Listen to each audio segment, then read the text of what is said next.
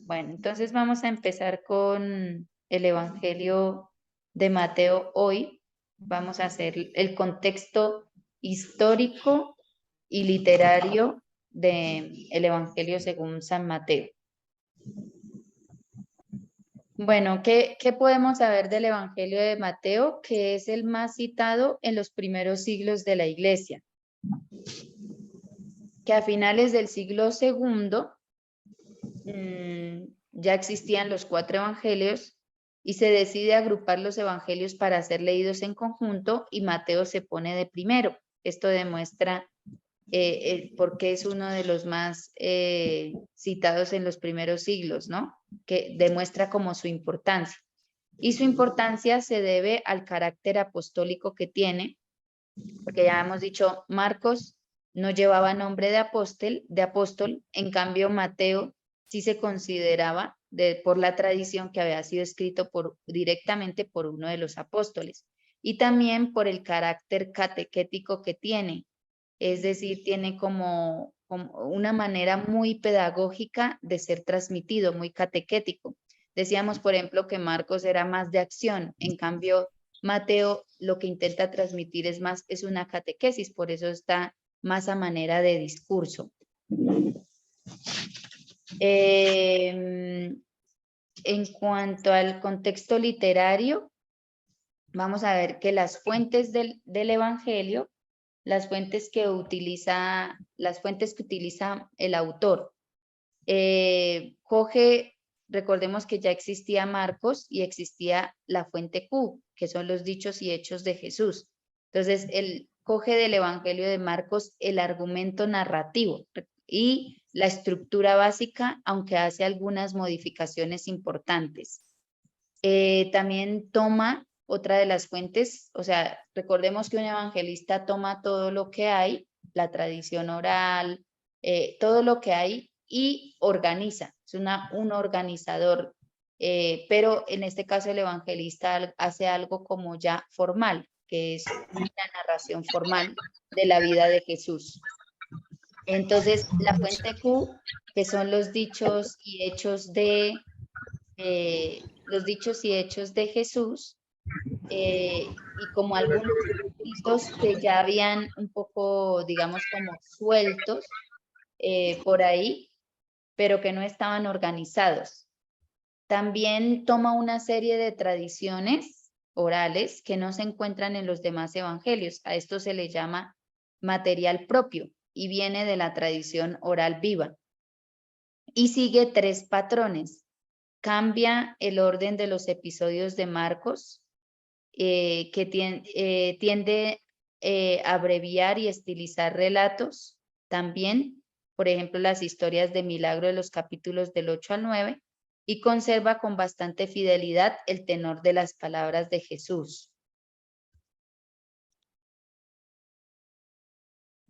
En cuanto a la redacción y composición, vemos que a pesar de que integra tradiciones muy variadas, ¿no? Porque ya dijimos que coge de la fuente Q, que coge del Evangelio de Marcos, que el de la tradición oral, que era quizá distinta a la que había recibido Marcos, quizás no, es que seguramente en la tradición oral habían relatos orales parecidos, pero también habían unos diferentes, ¿no? La perspectiva era diferente. Pero a pesar de eso, tiene una composición unitaria y coherente en la que se integran perfectamente esas tradiciones. El evangelista toma estas tradiciones, las seleccionó, combinó y las reelaboró, dando al conjunto personalidad propia. Eso es lo que hace cada evangelista. Ya tiene unas fuentes, las coge, las selecciona, las combina y las reelabora. Recordemos que también pensando en la comunidad de destinatarios a los que va dirigido este evangelio y en las necesidades de esa comunidad. Por eso es que las reelabora, ¿sí? No es que se invente cosas, sino que reelabora de acuerdo a las necesidades también de la comunidad de ese momento, que recordemos que no eran las necesidades de la comunidad cuando Jesús murió, ¿sí? Sino que ya habían pasado bastantes, más de 30, 40 años, porque ya vamos a ver que el Evangelio de Mateo fue escrito después del año 70. Y bueno, como Marcos es el primero que escribe, tiene unos puntos débiles, entre comillas, en esa biografía que hace sobre Jesús. Y pues Mateo lo que hace es mejorar esos 3 puntos débiles. Lo que hace es ampliar el comienzo con un relato de infancia. Marcos narra los orígenes de Jesús muy escuetamente. Mateo ya coge y le da más forma a ese relato a esa infancia de Jesús. Y vemos después que Lucas, que viene después, pues amplía aún más eso. También aumenta la tradición de los dichos de Jesús, porque Marcos había sido un poco parco a la hora de reunir las enseñanzas de Jesús. Y Mateo añade al final algunos relatos de apariciones. Marcos solo relata un acontecimiento después de la muerte y de manera muy enigmática o misteriosa. Entonces vemos que Hermana, Mateo, ¿sí? pensando en las preguntas que su merced hacía al inicio, Ujú. Mateo como tal escribe sobre Jesús hacia el año 70, ¿sí? ¿A Después quién le entre escribía? el 70 y 110. O sea, en el segundo siglo, dice el segundo siglo, bueno, sí estaríamos entre el 110. Entonces, Ujú. lo que hace Mateo como tal es el levantamiento de la biografía de Jesús, ¿cierto? Todos los Me dice, evangelistas hacen biografía, o sea, es decir, lo que narran los evangelistas es una biografía de Jesús, solo que de manera diferente porque eran autores diferentes, ¿no? Pero en realidad los 4 evangelios son biografías, ¿sí? y Mateo, lo que Ujú. dice la hermana, Mateo es catequético, dice la hermana, o sea, es una catequesis, ¿sí? Sí, sí, o sea, Vale. es que la manera en que transmite el evangelio es de una Ujú. manera más catequética, ¿sí? Es como más basada como en el discurso, ¿sí? Mientras que Marcos es más como la parte de la acción, las acciones de Jesús. En cambio, Mateo se enfatiza en los discursos de Jesús, ¿sí? Y si ustedes Ok. se ponen a leer los 2 evangelios, se dan cuenta que, por ejemplo, en Mateo está el sermón, ya vamos a ver, pero tiene 5 grandes discursos. Ahorita ya se los voy a mostrar. ¿Este Ujú. va dirigido a qué comunidad o para quién? Eso Para ya lo todos vamos a ver nosotros. más Ah, ok, adelante. listo, hermana. Sí, es Listo, que hermana, gracias. ya lo voy a explicar. Entonces, Gracias, hermana. vemos, con mucho gusto, vemos que en este Evangelio de Mateo aparecen equilibradas las 3 partes de una típica biografía antigua. O sea, Marcos hizo como una intención de biografía, pero le faltaron cositas, ¿sí? Em, pero luego Mateo pues ya conocía a Marcos, tenía otras fuentes, entonces lo que hace es darle como más equilibrio a esta biografía sobre la vida de Jesús, que tiene la estructura de cómo se escribía una biografía antigua de un autor, ¿sí? O de una celebridad, de una persona que ha sido muy importante. En este caso, digamos, un personaje que concuerda con esta misma época es Flavio Josefo. Hay biografías sobre Flavio Josefo que siguen como estas partes, ¿no? Que vamos a ver. Sobre todo, Mateo amplía la primera parte. La primera parte de una biografía antigua era la infancia y la educación de la persona hasta la actuación pública. Esta es la parte que amplía más porque narra relatos de la infancia, recordemos, y también amplía un poco la tercera. Marcos había sido en la primera y la tercera, las había hecho muy escuetas, ¿sí? La segunda un poco más fuerte, pero la primera y tercera habían sido como muy sueltas, como que le faltaban detalles. La segunda parte de una biografía antigua narraban las acciones, enseñanzas y anécdotas del protagonista, es decir, la vida pública, lo que se llamaba las nobles acciones. Y la tercera parte se detiene en el momento de su muerte, considerando las circunstancias anteriores y posteriores, lo que se llamaba la noble muerte. Entonces, si ustedes ven, estas 3 partes, por ejemplo, las sigue Mateo y Lucas, las siguen muy bien. También Marcos, pero lo que decimos, Marcos, pues se aventura a hacer esa biografía, pero le faltaban algunos elementos. Pero vea, pues aquí está el Espíritu Santo que ya a Mateo le ilumina hacerlo de una manera más completa y a Lucas aún más completa, por ejemplo, esa parte de la narración de la infancia y educación de Jesús, ¿no? Ahí es donde se ve, pues lo que hemos dicho muchas veces y que está en la Dei Verbum, que el Espíritu Santo fue el autor de la palabra de Dios, pero que Dios usó lenguaje humano, personas humanas, pues que también tenían sus limitaciones. Y aquí en este caso, pues lo vemos, ¿no? Que como la de Marcos no es tan completa, quizá por las fuentes que tenía, pero la de Mateo es aún más completa, la de Lucas aún más completa, y bueno, Juan ya es otra historia diferente, ¿no? Porque ya es otro contexto y narra lo narra de otra manera. Bueno, Hermano, entonces, cuando su merced habla del Espíritu Santo, es lo que podemos decir la revelación de Dios. claro, sí, lo que vimos en la primera clase, que pues ante todo la palabra de Dios es inspiración divina, ¿no? Revelada por Dios, solo que fue revelada en lenguaje humano, valiéndose de una persona humana, de una comunidad que tenía una cultura, que tenía un contexto, en un lenguaje humano que tiene sus propias costumbres, o sea, el griego está escrito de cierta manera, intenta manifestarse de una manera distinta a, por ejemplo, el español, ¿no? Por eso es que se hace todo este estudio literario, histórico, y es muy importante. Entonces, decíamos que esta parte es catequética porque tiene discursos más que acciones y está dividido en 5 grandes discursos que pronuncia Jesús. Es una sección discursiva y narrativa, y se dice que los 5 discursos son porque están narrando, hacen como una alusión a la nueva ley, el Pentateuco. Sabemos que el Pentateuco tenía 5 o tiene 5 libros, entonces están organizados en 5 discursos haciendo referencia a la nueva ley. Entonces está el Sermón del Monte, que lo encontramos en Mateo 5, el discurso de misión, que lo encontramos en Mateo 9, del 35 al capítulo 11, versículo 1, el discurso en parábolas, que está en Mateo 13, versículos del 1 al 53, el discurso comunitario, Mateo 18, del 1 al 19, 1, y el discurso escatológico, Mateo 24, 1, 26, 1. Después yo les voy a pasar estas diapositivas en PDF al WhatsApp para que ustedes puedan en sus casas ir confrontando cada uno de los discursos de dónde a dónde va, porque si acá nos ponemos a hacerlo, pues no terminamos. Ustedes ven que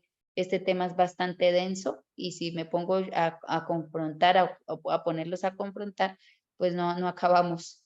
Entonces, pero por eso les paso las diapositivas para que ustedes hagan ese ejercicio. Entonces, decíamos que está organizado en 5 grandes discursos, pero Mateo en general está organizado en 3 grandes partes que siguen perfectamente las 3 grandes partes que tenía una biografía antigua. En la primera, Mateo hace una presentación de Jesús. Eso lo encontramos en Mateo, capítulo 1, versículos 1 hasta el capítulo 4, versículos 16. En una segunda parte está la predicación y actuación. Recordemos que en esa biografía antigua se mencionaban las anécdotas, acciones del personaje del que se estaba hablando. Eso está en Mateo 4, versículos 17 hasta Mateo capítulo 16, versículo 20. ¿Sí? Es extenso, prácticamente del capítulo 4 al capítulo 16. Dentro de esto está el anuncio del reino y también el rechazo de Jesús. Y una tercera parte, que es la pasión y muerte de Jesús, dentro del cual está la instrucción a los discípulos y también el rechazo de Jesús por parte de maestros de la ley, ¿sí? Sobre todo fariseos y maestros de la ley. Bueno, en unos minutos se va a cortar. Me tocó, no lo hice por mí porque yo necesito, ustedes saben que necesito grabar pues estas sesiones porque son la evidencia que le envío al profesor de que estoy haciendo mis prácticas. Entonces me tocó por Zoom para poderlo grabar. En unos minutos nos vamos a desconectar y otra vez volvemos con el mismo enlace. Bueno, entonces en cuanto al contexto histórico, este evangelio es una respuesta a nuevas situaciones y nuevos problemas que aparecen en la comunidad. Por lo tanto, se ve la necesidad de hacer una relectura de los recuerdos sobre Jesús conservados en Marcos y en la tradición oral que se había recibido. El autor, entonces, siempre hemos mencionado, en Marcos ya mencionamos que hay un autor que se conoce por tradición, ¿cierto? Que es el autor explícito. Y hay un autor que es el que ya se hacen unos estudios más literarios, críticos, científicos, y se hace el descarte de que no pudo haber sido este autor por el tiempo, la época en que fue escrito el Evangelio, ¿sí? Y por otras alusiones que están dentro del mismo Evangelio. Ese se llama un autor implícito, que es el que uno puede leer cuando lee el Evangelio, ¿no? Cuando ya es una lectura más crítica del Evangelio. Entonces, por tradición, se considera que el autor de este Evangelio es Mateo. Una primera noticia del autor está narrada de esta manera en el siglo II. Mateo publicó también entre los hebreos, en su propia lengua, un evangelio escrito mientras Pedro y Pablo estaban evangelizando en Roma y poniendo los cimientos de la iglesia. Se empieza a hacer por tradición esta vinculación de este evangelio con Mateo, porque Papías, que era un padre de la iglesia del siglo II, lo menciona en un libro que existe que se llama Historia Eclesiástica, y que dice así: Mateo ordenó en forma hebrea las sentencias, pero cada uno las tradujo como mejor pudo. Y en el siglo IV, Jerónimo amplía diciendo que es el evangelio más antiguo escrito en hebreo por Mateo, destinado a los creyentes de la circuncisión y compuesto en Judea. Esto es lo que amplía Jerónimo. Ahora vamos a ver, bueno, este es el resumen de según la tradición que se dice, que fue escrito por Mateo, el discípulo de Jesús, que también es llamado en el Evangelio de Mateo Leví, que fue escrito en lengua hebrea, eso es lo que recogemos de lo que les he leído anteriormente, que es una tradición que viene desde el siglo II, y que fue publicado en Palestina antes de la muerte de Pablo y Pedro. Pero entonces, ¿cuál es el valor de esta información? Se dice que fue Mateo el discípulo, pero en este evangelio vemos que Mateo no tiene protagonismo. El protagonismo lo tiene Pedro, ¿sí? Se dice también que fue escrito en fecha tardía posiblemente, o sea, es decir, este evangelio fue escrito en fecha tardía posiblemente por las preocupaciones que narra el evangelio. No sé, alguien está interrumpiendo con ruido, pero no sé, por aquí se escucha. O sea, este evangelio no fue escrito en una fecha tardía posiblemente por las preocupaciones del evangelio. Por ejemplo, una de las preocupaciones que tiene es el judaísmo fariseo, y el judaísmo fariseo cobra una fuerza impresionante después del 70, que recordemos que se destruye el templo. Cuando estaba el templo, pues los que tenían ese protagonismo en el templo eran los sacerdotes, pero al destruirse el templo, desaparece el sacerdocio y aparece con más fuerza el judaísmo fariseo, ¿sí? Los fariseos.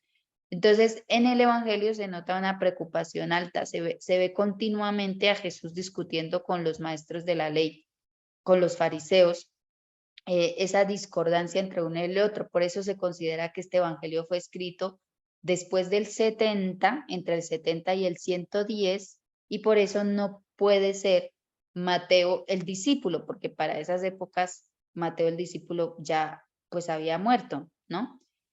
La única información de lo que nos arroja la tradición que puede ser como cierta es que posiblemente sí fue escrito entre los hebreos, porque se mencionan recursos de la literatura judía y las escrituras de Israel. Este es uno de los evangelios que tiene más alusiones a las escrituras de Israel. Bueno, hermana, ahí me pierdo. O sea, ¿quién escribió realmente Mateo entonces, hermana? ¿Tu merced estuvo en las clases de Marcos? Sí. Ah, bueno, yo les he explicado varias veces que uno es el Mateo, el evangelio el autor de la tradición, y otro es el autor implícito, pues del otro no sabemos el nombre, ¿sí?